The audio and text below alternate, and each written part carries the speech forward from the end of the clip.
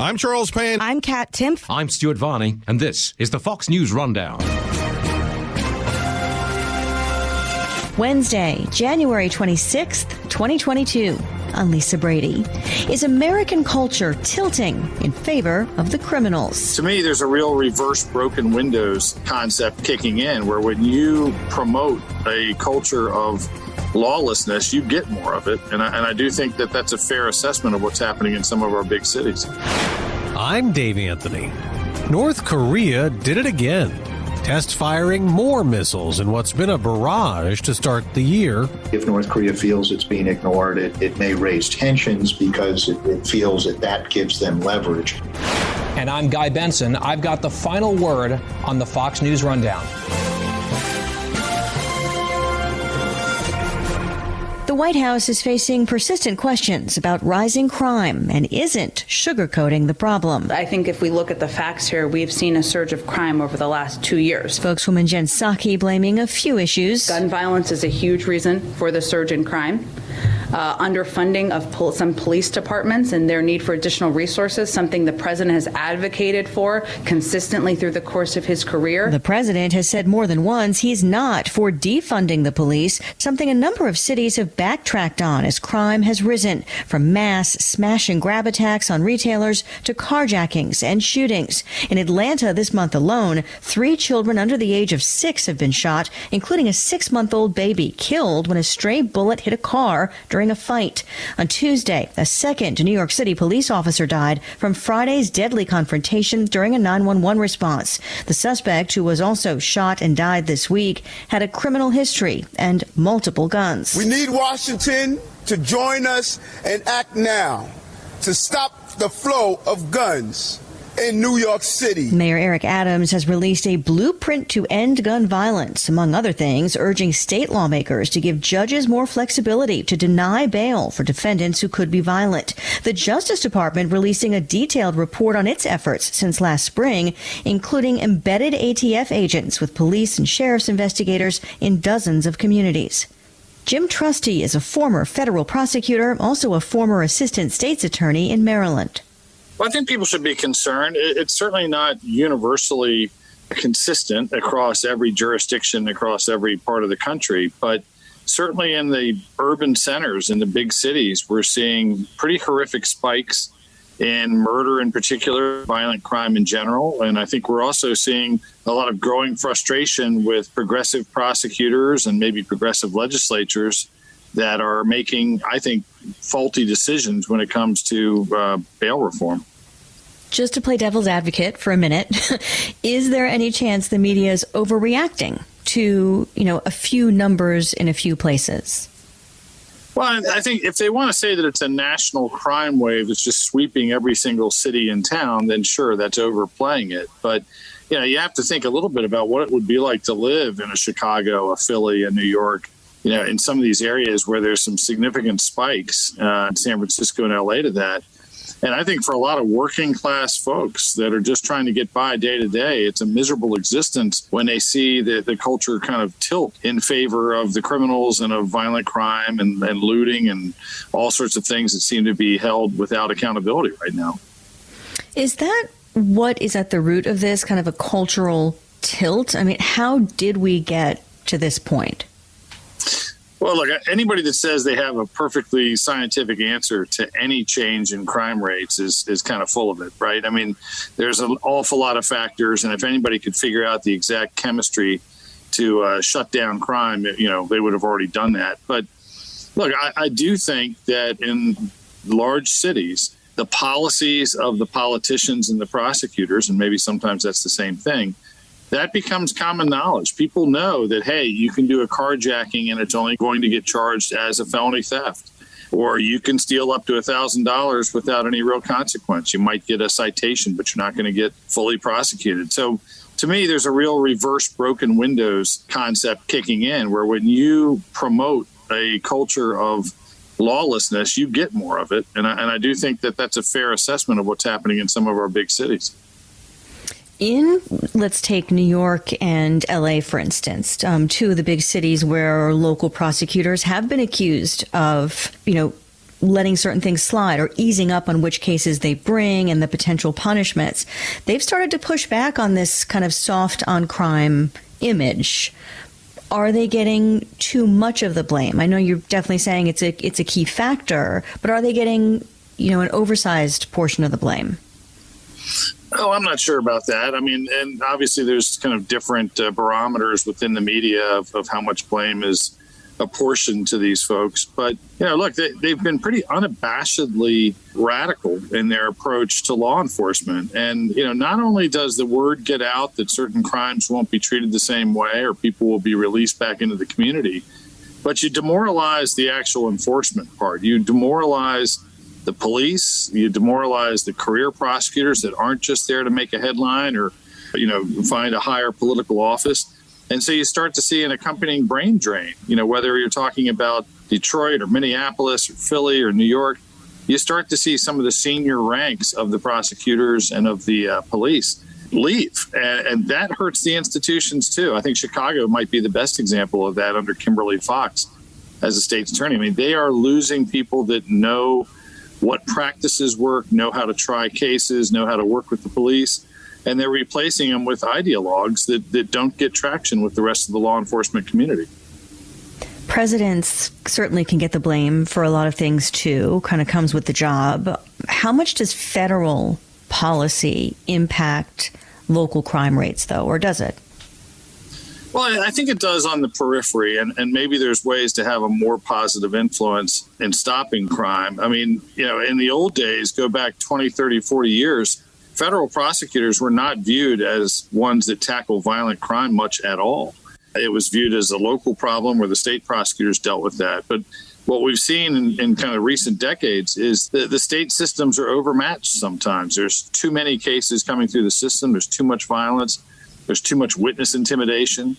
And all of that led to federalizing violent crime. So you see more and more U.S. attorneys' offices that are willing to do gun cases, to do drug cases, to do RICO cases that they might not have been as interested in 30 or 40 years ago. So with that as an impact, I think it's largely a positive impact. When the U.S. attorney's offices, and I certainly did this when I was an assistant in Maryland, when they start doing a RICO case to go after the leadership of somebody like MS-13, then you have a better chance of actually hurting the organization as a whole and not just taking off kind of easily replaceable soldiers.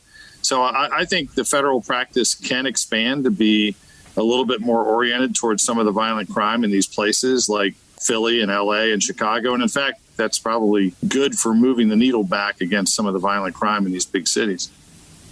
Is the Justice Department under Attorney General Merrick Garland on the right track in this regard? Or are they making it, more difficult to fight crime around the country? I don't know if they're making it more difficult, but I don't see a lot of help. I mean, when you have these high-profile moments where it seems like civil rights is the only part of DOJ that has the imprimatur of the Attorney General, what you're seeing is that federalizing supervision of police departments, doubling up on civil rights cases. So I haven't seen much. I mean, I've read through some of the DOJ announcements of what they're doing about violent crime, and it tends to be a little bit more of the midnight basketball kind of approach that we need to come up with, reentry programs and things to keep youths out of trouble. And it's not that those are necessarily bad ideas. They're a holistic part of all of this, maybe. But not much that really gets down to the deployment of troops, getting people out on the streets to work with the locals and try to improve the quality of life for the people that are victimized in these neighborhoods. When it comes to quality of life and the types of crimes that really attract the headlines, a lot of it is gun violence. The New York City Mayor, Eric Adams, former cop, announced his new plan this week, including more officers on patrol, also saying he wants to appoint an anti-gun violence coordinator in every city agency. Is this kind of focus on gun violence, should that be more of a national focus? Yeah, I'm a little torn on that, to tell you the truth. I mean, certainly a lot of the murders and a lot of the armed criminal activity that takes place is at gunpoint. I get that. But it's kind of this bizarre distancing from the actual conduct to only refer to it as gun violence. It's people using guns. It's gang members. It's flash mob moments where people just, take offense and start engaging in violence. It's road rage. I mean, there's all sorts of really kind of pathetic excuses for violence that break out across this country. And maybe the gun makes it easier to carry out that violence. But, I'm kind of hesitant to just put it all into this category of what we call gun violence. If they're talking about using the ATF to be smart, to try to track any patterns of where guns are coming from, how they're ending up in places, that's never a bad idea. But I think at some point you have to have some pretty rigorous enforcement of the existing gun laws coupled with a strong approach towards pretrial release when it comes to acts of violence. And that's what I'm concerned about, is that people charged with acts of violence get right back out in the community. And it's not just that they shouldn't be out. It means there's going to be a new victim. The New York mayor did also call for more state and federal help. What would help, in your opinion, not just in a big city, but anywhere in the country? And if, for instance, a department, does get, let's say, more state or federal funding, how would that money best be used to try and prevent crime? Yeah, it's a great question. I mean, I think there's a couple of things. To stop the existing problems with crime, there's no substitute for bodies. To have ATF or FBI, Safe Street Task Force agents that are working side by side in kind of a task force approach to head off street violence and to make neighborhoods safer. And so I never, look down my nose at the idea of having deployments where big cities, pinpoint the worst crime areas and have federal agents come in and help out and take some of those cases federally. I also am a big fan, and this is partly my own background at the organized crime section, of the racketeering approach, the RICO approach. Use the tools we use against the mafia federally to go after the organized street gangs. And then, the federal dollar is always superior to what the state resources are. And so to the extent they can invest in things like pretrial services, to have some options of supervision instead of just straight personal recognizance, and to focus also on the back end, on reentry, on prisoners. This is kind of the Morgan Freeman getting out of Shawshank. The prisoner that's been locked up for a long time is going to go back into the community, and giving them some tools and options to make it is not a terrible idea either. And I think that would affect the crime rate on some level too. One other thing, Jim, do you think that we're going to be headed in a better direction anytime soon on this issue of crime, even just from the standpoint that now there's a lot of attention focused on it and a lot of people, saying they're concerned about it? Good question. I don't know that attention is enough to move the needle in any direction. I think we're looking at a pretty tough spot. I think there's some real societal breakdown in some places, and the reaction from particularly progressive prosecutors and from legislatures that are dealing with the difficult issue of jail overcrowding, but maybe dealing with it in a clumsy way. Those are all factors that are, I think, combining to create problems on the streets. And the demoralization of police in big cities, feeling that they don't have support, watching police bodies fall on a daily basis across this country. I mean, all that kind of demoralization of the police seeps out to prosecutors. It seeps out to the good citizens that want to see crime shut down, and they have a negative effect. So I don't see us kind of getting out of this problem anytime real soon. Former federal prosecutor Jim Trusty, we always appreciate your time. Sure. Thanks for having me.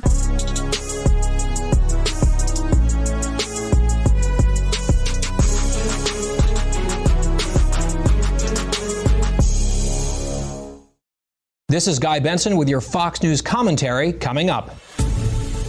While the U.S. and our allies all worry about Russia and if it will invade Ukraine, North Korea is back at it, launching more missiles into the sea Tuesday, a fifth round of tests this month alone. Something that is profoundly destabilizing, it's dangerous, and it contravenes a whole host of UN Security Council resolutions. That's what Secretary of State Antony Blinken told MSNBC on January 13th as the U.S. imposed new sanctions.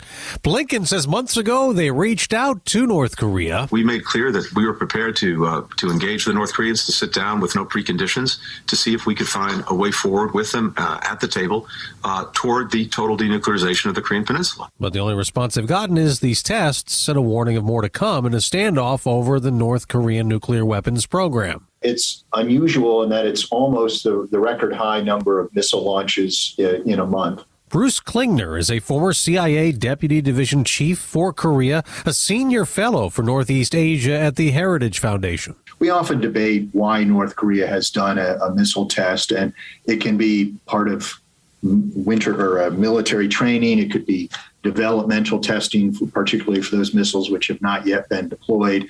It could be operational testing of missiles that have only recently been deployed and they're still testing their viability, or particularly when we get to the longer range missiles or certainly nuclear tests, they also seem to have a message to either South Korea or the U.S.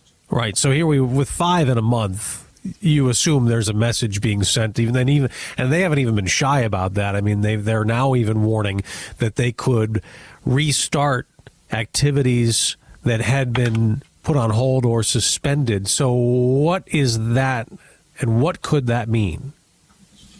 Right. Well, the message last week from North Korea was a bit vague, but if you read between the lines, it's clear that it's an indirect threat to resume nuclear and or ICBM testing, which they haven't done since 2017. So this month's missile launches, along with a lot of others, really are part of a trend in the last 5 years or so, where they've done a lot of missile testing. In 2017, they did ICBMs and nukes. And then after that, they did a lot of short and medium range missiles. In 2019, they did 26 launches, the most ever in a year, revealing 5 new short and medium range systems. 2020, they did some more launches. Last year, they did only about 6 or so launches, but in doing so, they revealed 5 yet more new systems.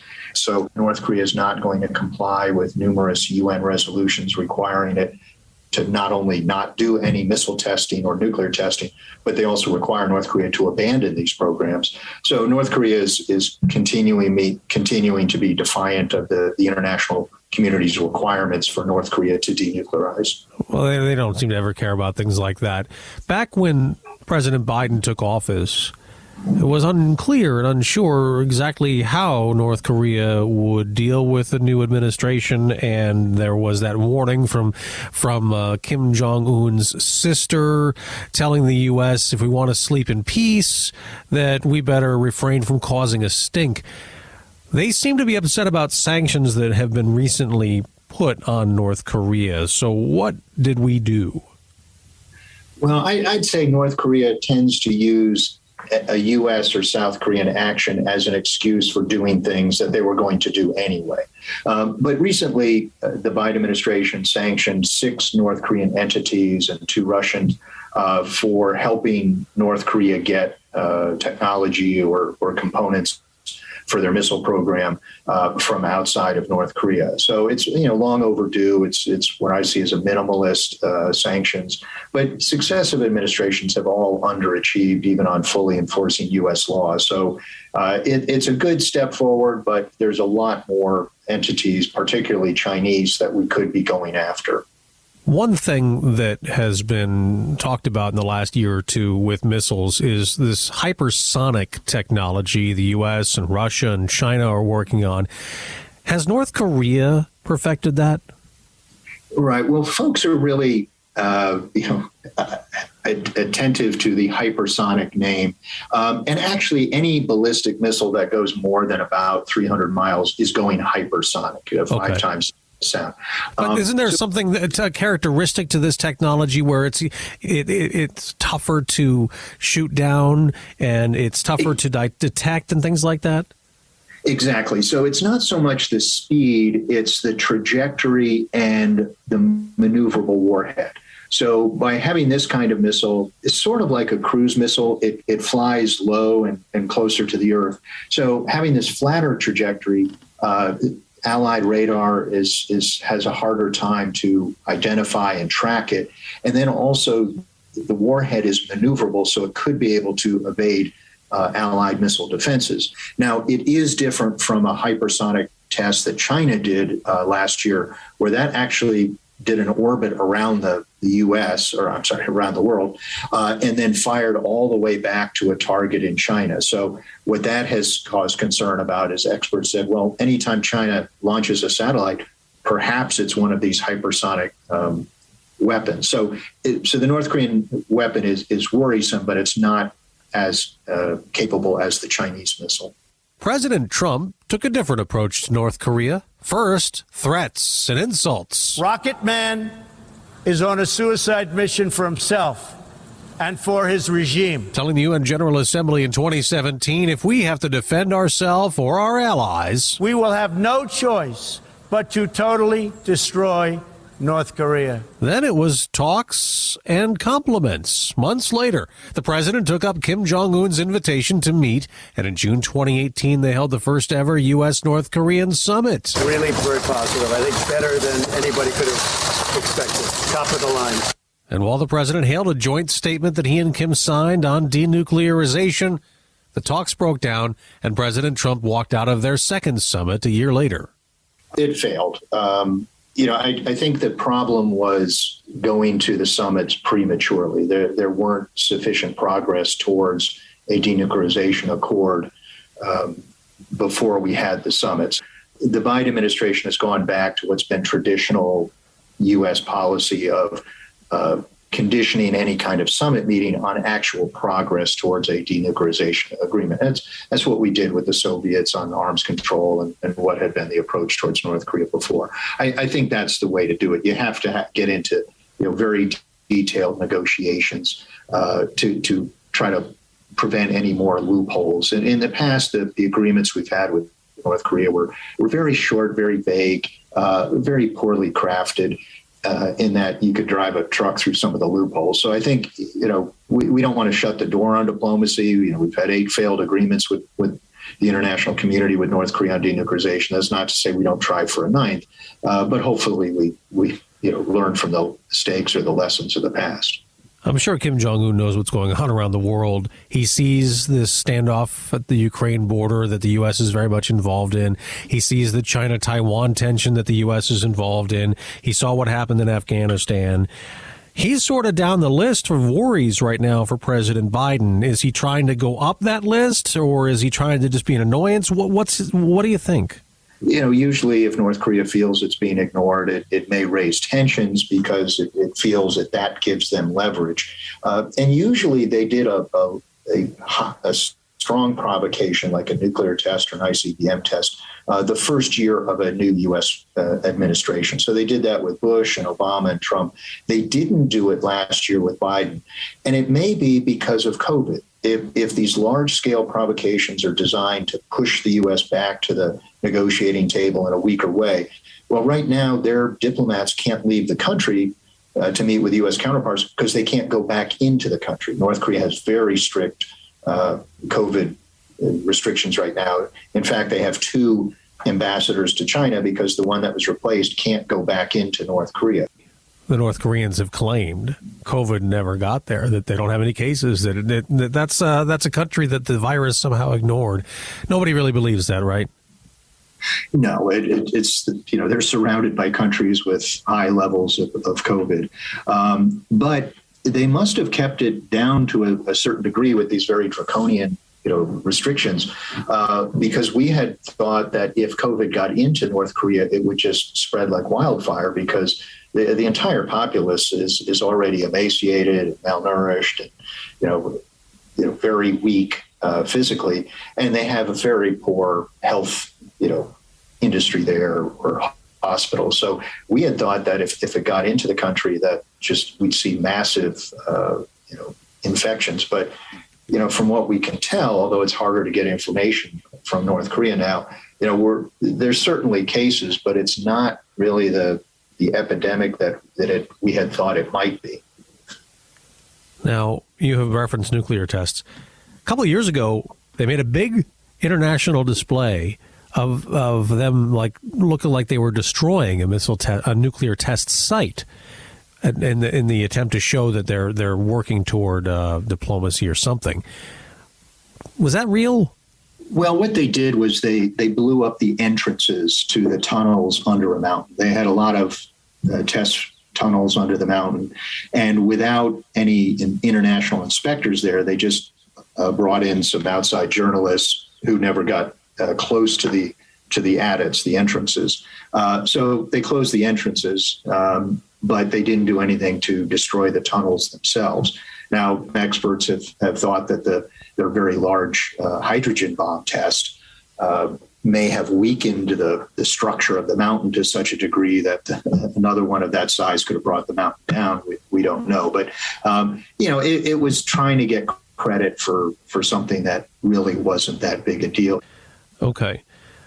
What's next? What do you expect next as we get through the next month and through the rest of this year? Well, even though North Korea has threatened to do the nuclear and missile tests, I think things are going to be more of continuation of the status quo. It doesn't look like we're going to have diplomacy. I would think we're not going to have a nuke or a missile test for a while. I think we're going to continue possibly a high level of short and medium range missile testing. I would think they would wait on the big ones until they first had some more of these statements, hostile language, increasing sort of, you must give us what we want or we will do something bad, before they go to play their sort of whole card of a nuke test or an ICBM. Now, I could be wrong. We could see that tomorrow, but I think it's going to be more of the short and medium range testing for a while. Bruce Klingner, former CIA Deputy Division Chief for Korea, now Senior Research Fellow for Northeast Asia at the Heritage Foundation. As always, good to talk to you. Thank you so much. Well, thanks for having me again.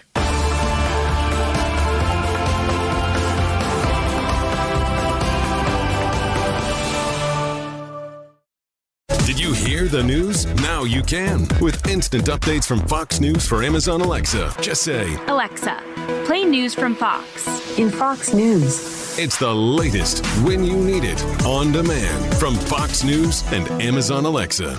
Rate and review the Fox News Rundown on Apple Podcasts or wherever you listen. It's time for your Fox News commentary. Guy Benson. What's on your mind? The exhausting, relentless COVID-19 pandemic is still underway, but there are some signs of hope. Writing in the New York Times, journalist David Leonhardt notes 3 trends. First, plunging cases in some of the parts of the country hit hardest by Omicron. We've seen this in South Africa, in the UK as well. A huge spike and then a precipitous drop. That drop is now happening in the United States. Second, the risk of severe outcomes or death from Omicron is substantially lower than previous variants. We've already known this to be true, but the data continues to confirm it. It is less deadly. And third, vaccines and boosters do appear to continue to provide protection against severe outcomes and death from COVID, even if the vaccinated are not immune from transmitting or contracting Omicron. These are all hopeful signs. In the UK, the government is lifting mask mandates across the board. At long last, normalcy might finally be returning to the United States if only our leaders and so-called experts will allow it. This is Guy Benson, host of The Guy Benson Show. You've been listening to the Fox News Rundown. Stay up to date by subscribing to this podcast at foxnewspodcasts.com. And for up-to-the-minute news, go to foxnews.com. New from the Fox News Podcasts Network. My name is Kennedy, and welcome to my podcast, which will, I humbly say, single-handedly save the world. You're welcome. It's Kennedy Saves the World. Subscribe and listen now by going to foxnewspodcasts.com.